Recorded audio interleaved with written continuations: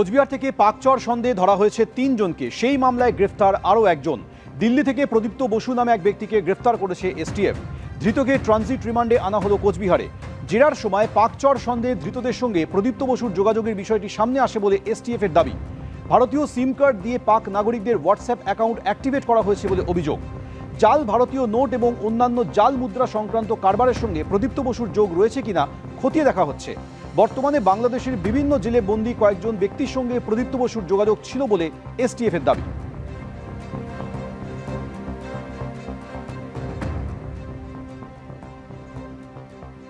অন্যদিকে ইসলামপুরে এসটিএফ এর হাতে আটক তৃণমূল নেতার ভাই। পাকচর সন্দেহে শফিকুল ইসলামের গ্রেফতারি সূত্রে অভিযান হয়। বেঙ্গল এসটিএফ এর হাতে আটক তৃণমূল নেতা জাকির হোসেনের ভাই। আটক তৃণমূলের প্রাক্তন ব্লক সভাপতির ভাই ফজলে রব্বি। ইসলামপুর থানায় এসটিএফ জিজ্ঞাসাবাদ করছে। দেখতে পাচ্ছি সেই ডিমের ছবি, এইভাবে ডিম ছড়া হয়েছে যাদবপুর বিশ্ববিদ্যালয়ের ভেতরের ছবি আমরা দেখতে পাচ্ছি। আরো একবার দেখাতে বলবো সেই ছবি, যাদবপুর বিশ্ববিদ্যালয়ের যে ভেতরে মুহুর্মুহু যে ডিম ছুঁড়ে আসছে, জলের বোতল ছুটছে এবং যে গেট, সেই গেট এইভাবে ভাঙার খোলার চেষ্টা হচ্ছে।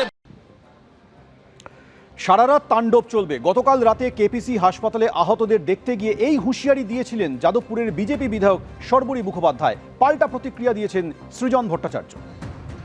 কি মনে করছেন আপনারা এই ইউনিভার্সিটিটাকেই নকশাল এবং দেশ বিরোধী শক্তি, মাওয়িস্ট এবং এদের দিয়ে আপনারা ভর্তি করে রাখবেন? ভেবেছেন? এটা কোথাও চলবে না, এটা বলে রাখলাম।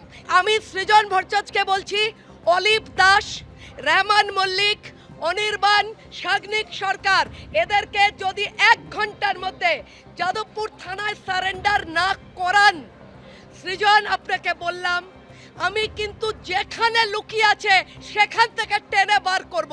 সারা রাত তাণ্ডব চলবে আজ।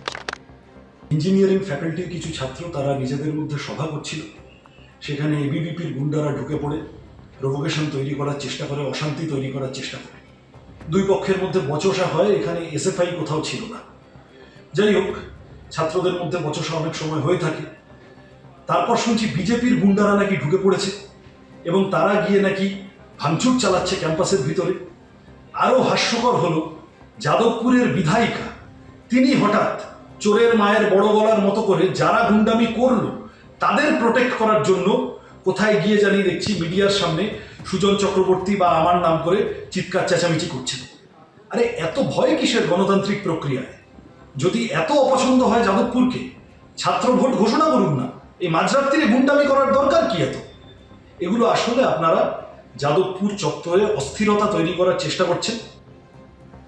আর আজকের এই যে তুলকালাম পরিস্থিতি, এর সূত্রপাত গতকাল রাতের ঘটনাকে কেন্দ্র করে। গতকাল রাতে যে পরিস্থিতি তৈরি হয় জিবি মিটিং ডাকাকে কেন্দ্র করে, এবিভিপি সমর্থকরা তারা একেবারে বিশ্ববিদ্যালয়ের ভেতরে ঢুকে এসএফআই এর যে ব্যানার রয়েছে, যে পোস্টার রয়েছে, এসএফআই এর পতাকা একেবারে ছিঁড়ে ফেলা হয়, আগুন ধরিয়ে দেওয়া হয়।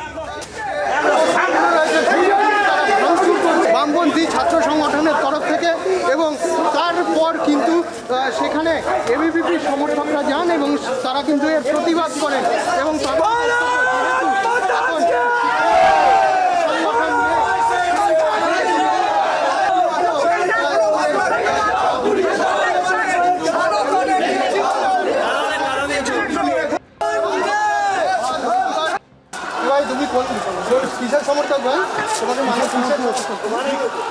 আমি এখানে আসছি, শুধু আমার জুনিয়ররা আছে এখানে, মারছে আমাকে ধরে, মারছে ভাই। দেখো আমি নিয়ে যাবে, মারছে। আমি জানি তোমাদেরকেও চিনি না, তোমাকেও কে মেরেছে, কে মেরেছে বলো? আমি আছি, কে মেরেছে? আমি আছি, আমি আছি, তোমাকে সেভ করবো। কেউ তোমাকে মারবে না। তুমি সাইডে চলো, বাইরে চলো প্লিজ। না, সাইডে চলো। ইউনিভার্সিটি ভুল বোঝা ঠিক হয়ে গেছে। ঠিক আছে,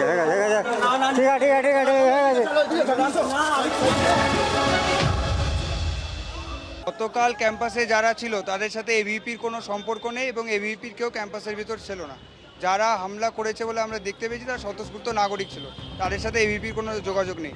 আর একটা কথা হচ্ছে, রাত 1:30টার সময়, যে হামলার সময়টা কোটার 1:30টার দিকে, তো রাত 1:30টার দিকে ক্যাম্পাসে ওদের কিসের আড্ডা? ক্যাম্পাসের মধ্যে কি আছে রাত 1:30টার সময় অতজন ছেলেবেলে? তো সেই সমস্ত বিষয়ে আমরা দেখেছি এবিভিপির ওদের সাথে কোনো যোগাযোগ নেই।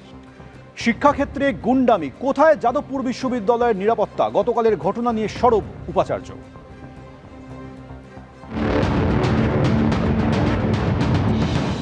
আমাদের সঙ্গে রয়েছেন স্বয়ং উপাচার্য, যাদবপুর বিশ্ববিদ্যালয়ের শান্তির ভার যার উপর। এত অশান্তি কেন যাদবপুরে? ক্যাম্পাসে শান্তি বজায় রাখাটা সব থেকে গুরুত্বপূর্ণ এবং যাদবপুর ইউনিভার্সিটি অনেক ভালো কাজ করছে, সেটা একাডেমিক্যালি হোক, ইনকিউবেশনে আমরা অনেক ভালো কাজ করছি, কিন্তু সেগুলো কোনো ভালো রিজনে হেডলাইনে না এসে ফর দি রং রিজন যদি যাদবপুর ইউনিভার্সিটি হেডলাইনে আসে, সেটা কিন্তু কখনোই কাম্য নয়। কালকে যে ঘটনাটা ঘটেছে আমি তার তীব্র নিন্দা করছি, কে বা কারা দোষী তাতে আমি যাচ্ছি না।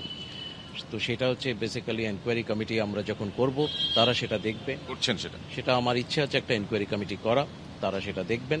এখানে সমস্ত ক্যামেরা ফুটেজও আছে, কারণ এখন হচ্ছে চারদিকে আমাদের কিন্তু হচ্ছে সিসিটিভি রয়েছে। কোর্ট ডিরেক্টিভ অনুযায়ী আমরা কিন্তু এখানে কিন্তু সিসিটিভিও বসানো আছে ক্যাম্পাস। পুলিশ চৌকি বসানোর কথা ছিল, সেটা তো বসেনি। সেটা বসেনি, তার কারণ হচ্ছে যাদবপুর ইউনিভার্সিটির যে আমাদের সংস্কৃতি, যে ক্যাম্পাসে পুলিশ থাকবে না, ফলে সেই সংস্কৃতিটা আমরা মেনটেন করতে চেয়েছিলাম। এটা সর্বপক্ষেরই, সব মতাবলম্বী যারা রয়েছেন তাদের সবারই এই মত ছিল যে ক্যাম্পাসে সবসময় 24/7 পুলিশ থাকা উচিত নয়, যদিও কোর্টের রায় ছিল। ফলে আমরা কোর্টের রায় দুটো পার্ট ছিল, একটা হচ্ছে to install the CCTV camera across the campus, আর একটা হচ্ছে বেসিক্যালি 24/7 পুলিশ আউটপোস্ট।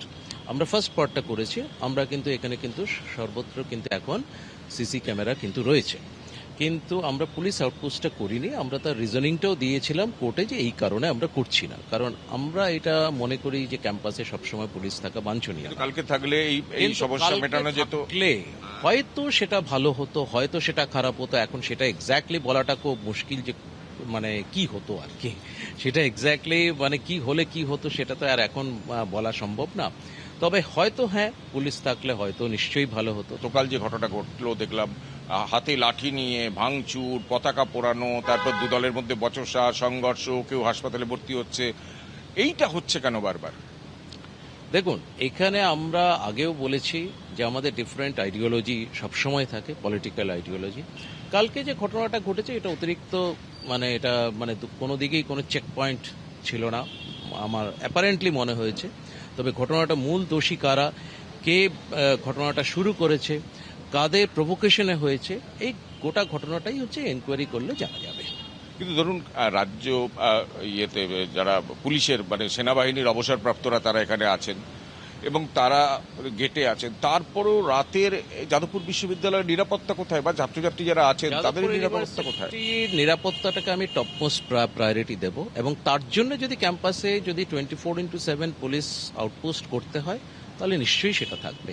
কিন্তু আমাদের হচ্ছে এখানকার ছাত্রছাত্রী যারা রয়েছে, সব থেকে বড় কথা যারা ইম্পর্টেন্ট, সব থেকে গুরুত্বপূর্ণ স্টেক হোল্ডার, তাদের সিকিউরিটি, তাদের নিরাপত্তা হচ্ছে সব থেকে কিন্তু অগ্রাধিকার পাবে।